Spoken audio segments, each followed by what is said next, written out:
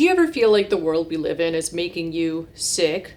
Or at least making you not as healthy as you could be? I mean, as we learned recently, there's microplastics in literally everything, including human, dog, and mouse testes, and in human placenta, and stool, and blood, and breast milk, all of which we still don't really know the long-term effects of. Yikes. Although scientists suspect that all these microplastics might be contributing to lowering sperm counts, declining fertility rates, and increased cancer rates. And maybe this is a hot take, but I think we'd all feel a lot better if we didn't have microplastics in our gonads. Also, the planet is heating up at an alarming rate, in large part thanks to major polluters like oil and gas companies and the US military and all the NATO member states' militaries, among other terrible things. Boycott the occupation and also buy refurbished tech when you can. And we know that pollutants, smog, poor air quality, and all that stuff are pretty objectively bad for your health. According to the EPA, exposure to smog is linked to aggravated asthma, increased emergency room admissions and hospital visits, and premature death. Food quality and nutrition has been getting worse, even though food is increasing in price thanks to corporate price gouging, and you kinda need nutrients to stay alive. Many people all across the world, including the US, don't even have access to healthy food, and in the US, nearly 1/3 of adults are inadequately hydrated because there's a ton of people who just don't have access to clean drinking water, which can also cause all sorts of issues. With all that garbage going on, it's no surprise that rates of chronic illness, disability, and mental illness have all been on the rise since the mid-2000s. Also, life expectancy has decreased in the United States over the past several years, which started before we even let a severe acute respiratory syndrome rip through the population. It's all a huge mess. We humans, at least those of us living under capitalism, are getting sicker and more depressed and dying earlier with each passing year, even though, isn't the entire point of having an advanced society with technology and stuff to, raise living standards and increase the life expectancy and just generally improve things for everyone as much as possible? You'd think so, but not under an economic system where profit is prioritized over literally anything else. In fact, this particular economic system that we live under not only doesn't care if we get sick, but also in a sick, twisted way, benefits and even profits from making us sick. And makes us sick! So let's learn all about how and why capitalism is disabling, how it profits from disablement, and what we can do about it.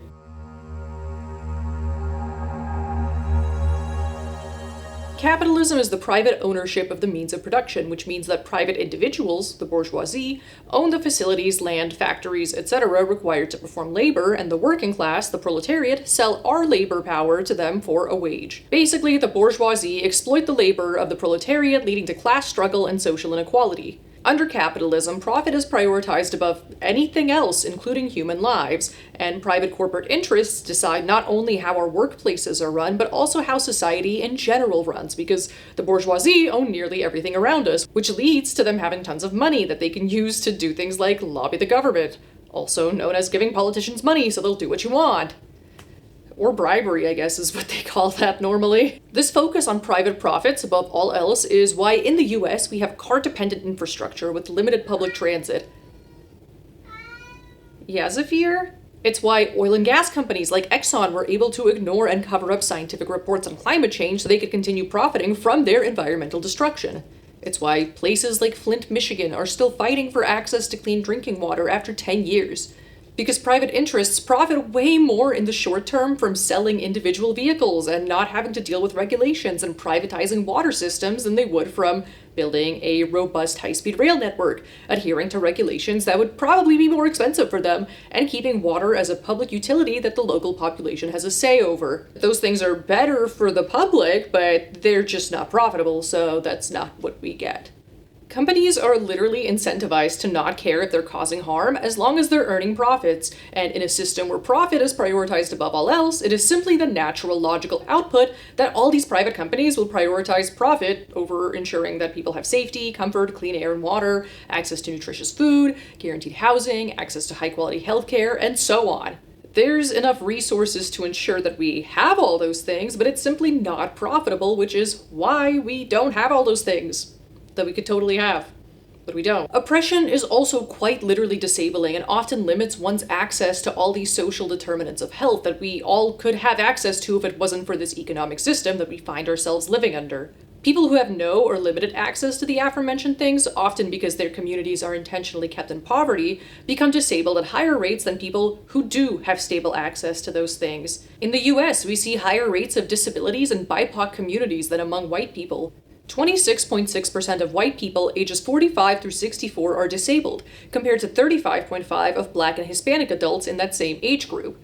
Trans people also have higher rates of disability than their cis counterparts. A 2022 study found that when confounders are controlled for, transgender adults have a 27% chance of having at least one disability at age 20 and a 39% chance at age 55, which is nearly twice the rate of their cisgender counterparts at both ages. Mortality rates are also higher among trans people and cis people and higher among Black people and white people, because oppression is disabling.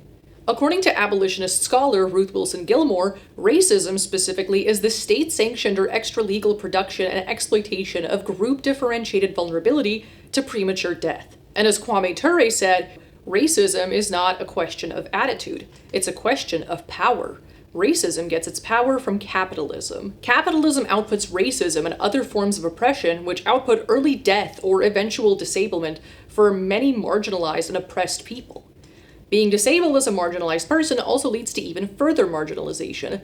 Disabled people are also intentionally kept in poverty by government policies because under capitalism, your worth and value as a human being lie in how much profit you can produce. If you are unable to produce profits for a private individual or corporation, which I guess are people in the US and therefore also private individuals, then you are relegated to become part of what Beatrice, Adler-Bolton, and Artie Vierkant label the surplus population in their book Health Communism. In the US, disabled people who receive Social Security insurance can't have more than $2,000 in assets or $3,000 as a married couple. And assets would include things like savings, retirement accounts, stocks, mutual funds, and life insurance, as well as the resources of parents or spouses. US employers are also legally allowed to pay disabled people less than the minimum wage for the work they do because of a loophole in the Fair Labor Standards Act. Disabled people are effectively labeled as substandard because they're allegedly less productive than a standard able-bodied worker, even though if you've seen my Normality video, you would know that there's no such thing as a standard worker. That's a myth.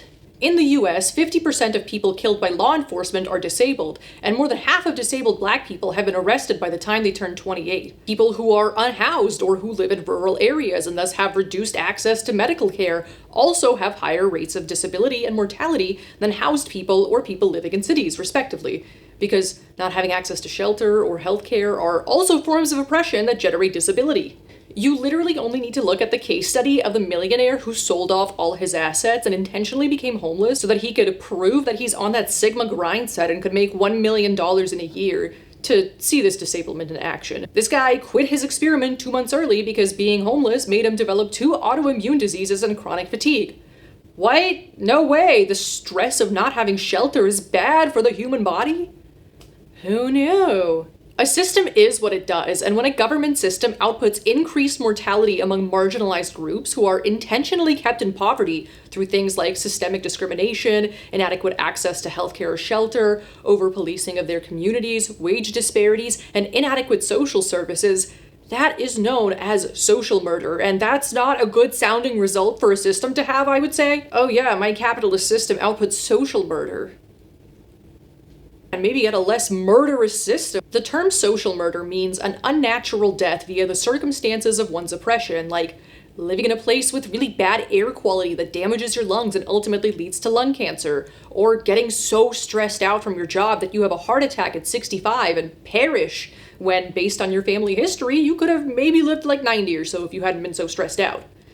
This term was originally coined by my boy Frazer-Carroll in The Condition of the Working Class in England, in which he identified the impact of capital on the social determinants of health. Karl Marx also wrote about social determinants of health and how capital profits from making people sick. In Capital Volume 1, Karl Marx stated that health officers, the industrial inquiry commissioners, the factory inspectors all repeat over and over again that it is both necessary for factory workers to have these 500 cubic feet of space per person and impossible to impose this rule on capital. They are, in reality, declaring that consumption and the other pulmonary diseases of the workers are conditions necessary to the existence of capital. Disability, chronic illness, madness, impairments, and the like will always exist, and to think otherwise is a eugenicist, fascistic fantasy, but there is a general tendency for capitalist societies to disable. And as capitalist societies change over time, the ways in which they disable also change.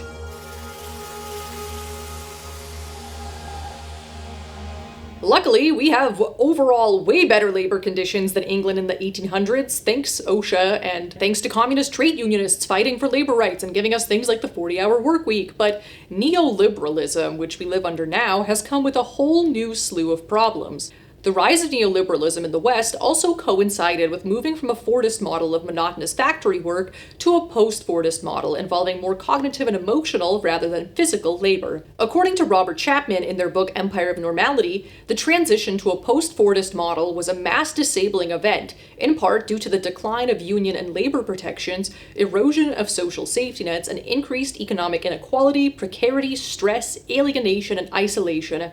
So basically, we're under way more mental and emotional stress now than before, and way lonelier than ever, and that's like not good for your health when you're a social creature. Go make friends and touch grass, it's good for you. The neoliberal form of capitalism that we have now was introduced in the 1980s by British Prime Minister Margaret Thatcher and US President Ronald Reagan. Neoliberalism transformed the political economy from a more social democratic welfare state to one with reduced state involvement in the economy. In practice, the shift to neoliberalism involved privatization. Why am I English all of a sudden?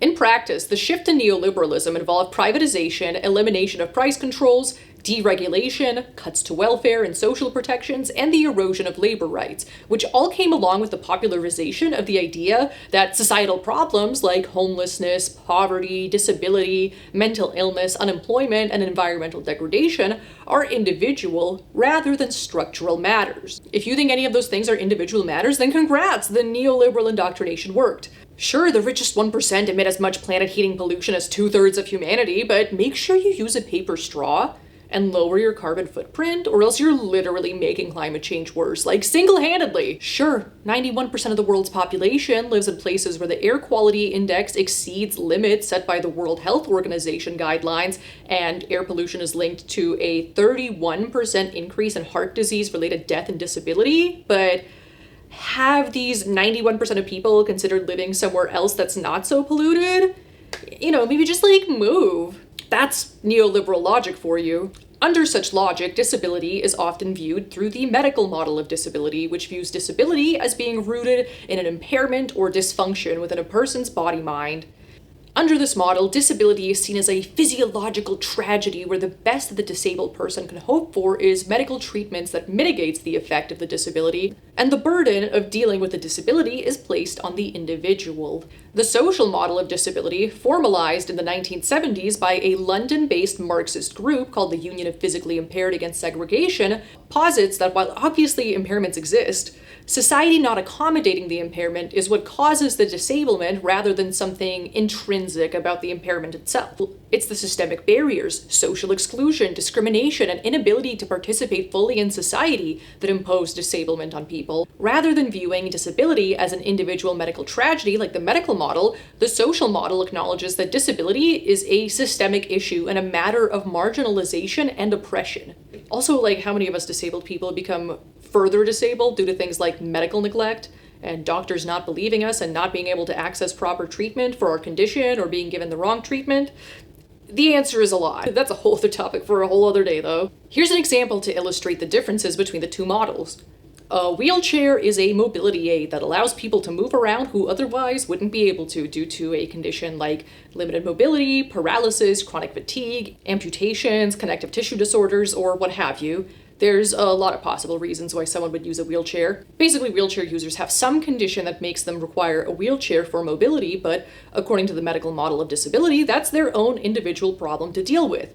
If the sidewalks don't have curb cuts and there's no ramps and everything is just stairs, well, that's too bad. Maybe try not being disabled, maybe change to fit in with society. It's very neoliberal. The social model, however, looks at how society can be restructured to better accommodate the needs of the wheelchair user. Under the social model, we see that wheelchair users are further disabled by a lack of accommodations in society, and implementing accommodations like wheelchair ramps, curb cuts and sidewalks, wider doorways in public buildings, and the like removes systemic barriers that impose disablement onto wheelchair users and limit their mobility.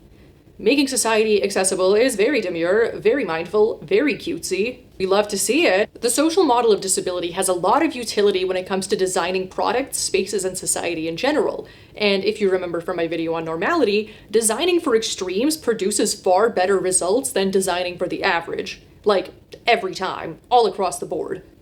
Therefore, designing society to be more accessible for disabled people also makes things more accessible for literally everyone, as we see with the curb cut effect. Curb cuts and sidewalks were originally built for wheelchair users and also by wheelchair users and other disabled people in Berkeley who demolished sidewalks and laid asphalt to create their own curb cuts at night because the government wouldn't help them, which, like, damn, that's great praxis, but curb cuts were made for wheelchair users and also help people with strollers and cyclists and rollerbladers, people with limited mobility. Pretty much everyone benefits. By the way, did you know that I have a Patreon? If you're enjoying this video and want to join our fun little community and get access to exclusive patrons-only videos and other content, you can scan the QR code on your screen, which is going to be somewhere, or click the link in the description box below. We'd love to have you. Also, I sliced my finger with a mandolin slicer, trying to make lasagna with, like, zucchini because I'm gluten intolerant and I love zucchini pasta. And I sliced part of my finger off, so that's why I have this. It'll grow back, though. Anyway, on to the rest of the video.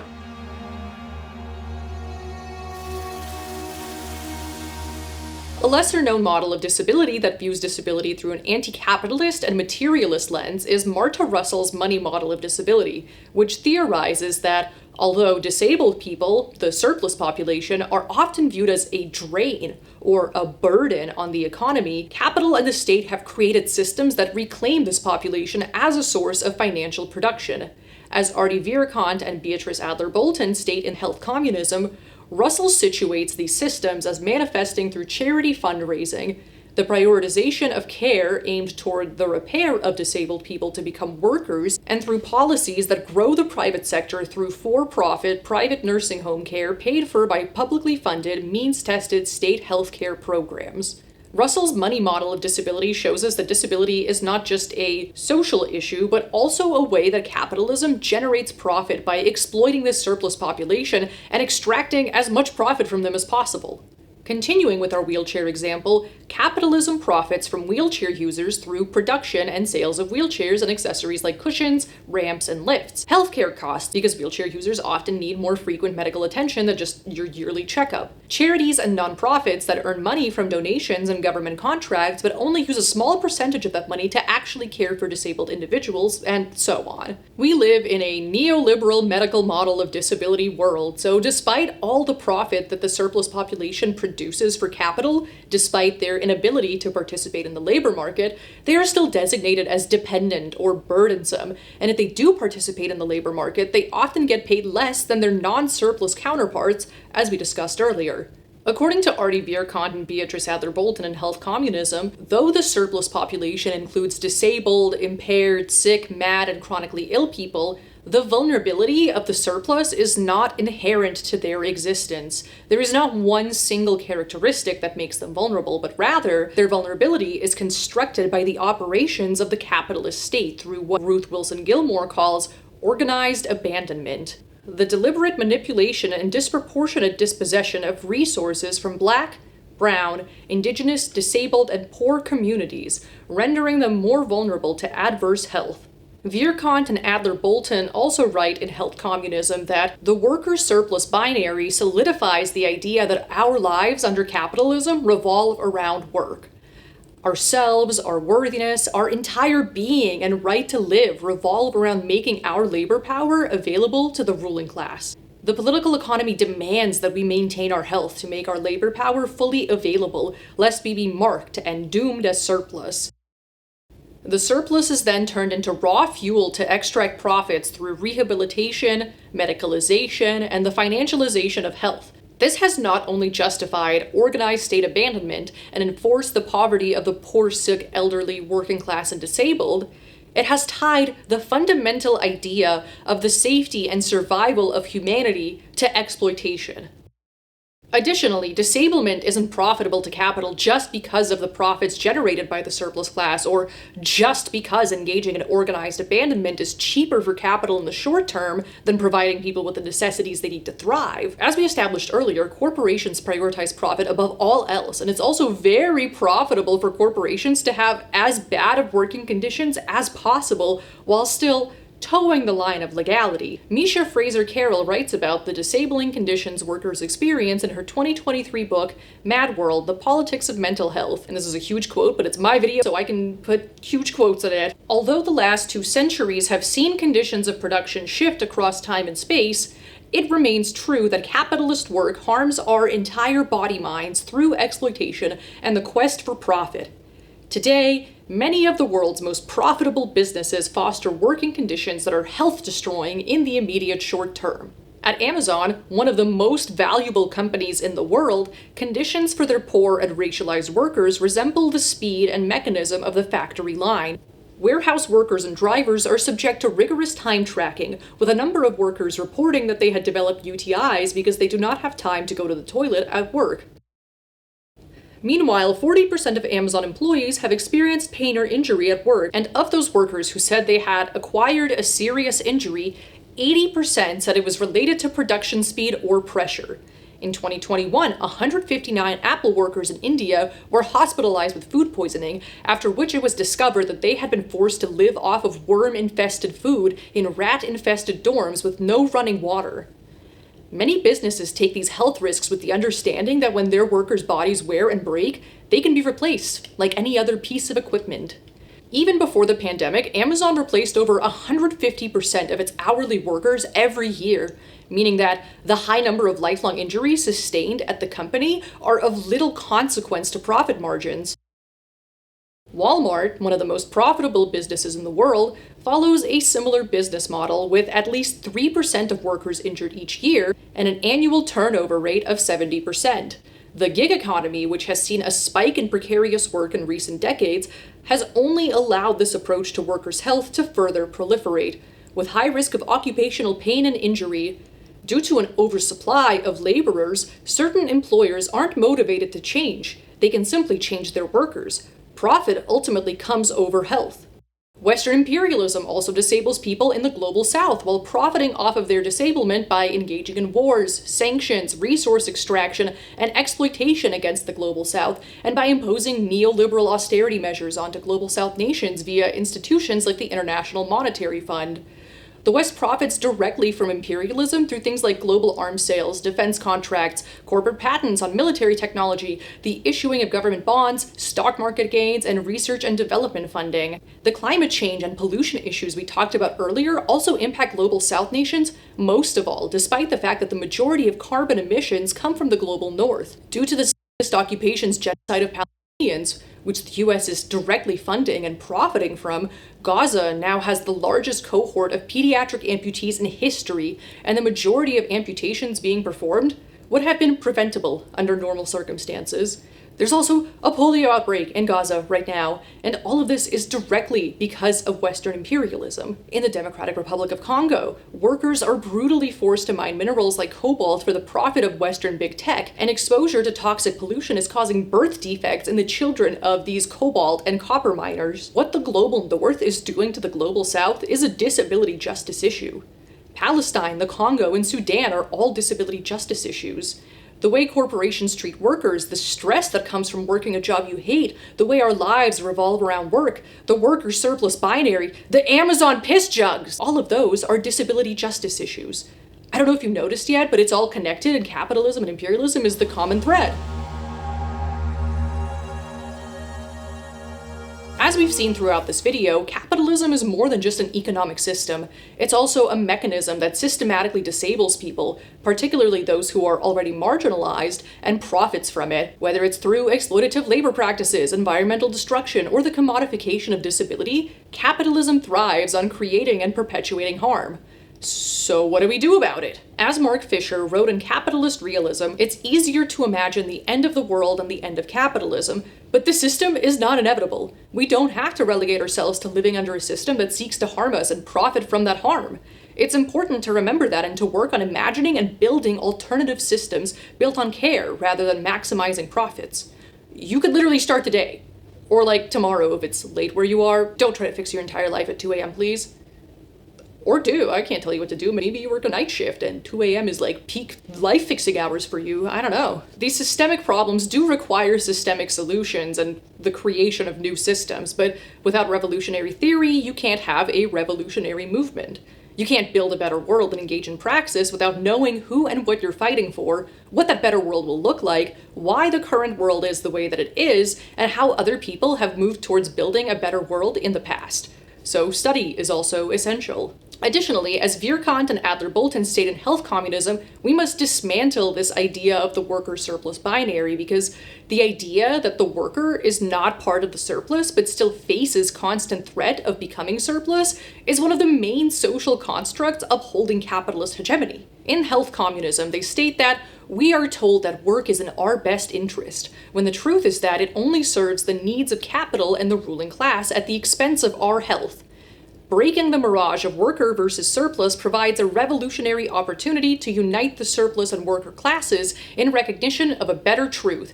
Safety, survival, and care are best ensured outside of capitalism. Similarly, Robert Chapman states in Empire of Normality, we can also already say that an integrated surplus class must organize as surplus alongside the workers of the world, and workers must orient their theory and praxis to include critique of eugenic ideology and the liberation of the surplus. It is not just that the combined forces of both will likely be necessary for realizing the possibility of building a post-capitalist world. It will also be necessary for imagining one that does not just reproduce the empire of normality in a different way.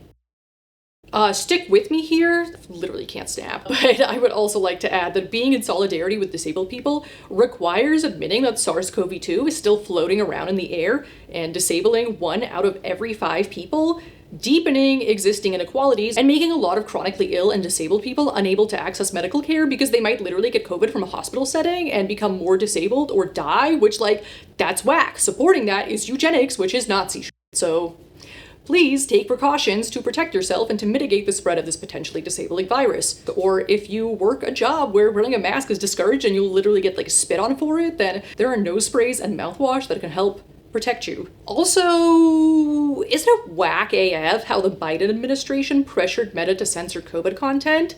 Why would they do that? Perhaps because capital profits from us going back to work and is totally cool with disabling people because it just creates a larger surplus population to extract profits from, like we learned about earlier with the money model of disability. Yeah, it's definitely that. Capitalism. Oppressed people of the world unite. Thanks for watching! This video was made possible by my fabulous patrons on Patreon. If you like my videos and want me to continue making them, consider joining for ad-free uncensored videos and patrons-only videos that you can help select if you join. You can also send me a one-time tip on Ko-fi or PayPal. Everything is linked down below, and there's also QR codes. Ooh, very high-tech here. If you've gotten this far, leave a comment down below with a bear emoji of your choosing, or share your thoughts about a systemic change that you think would improve public health. Mine is that I think providing everyone with fancy physical therapy would be amazing for everyone because body awareness is good and important, and muscular imbalances are bad and painful. And getting good physical therapy literally cured my chronic back pain that I had since I was a child. And I want that for like literally everyone who would benefit from it, which I guess would be those whose chronic pain is hypermobility and or muscle imbalance induced like it was for me. But I want everyone else to have a good time too, you know? Also guaranteed housing and healthcare for all. Also collective ownership of the means of production. Okay, bye!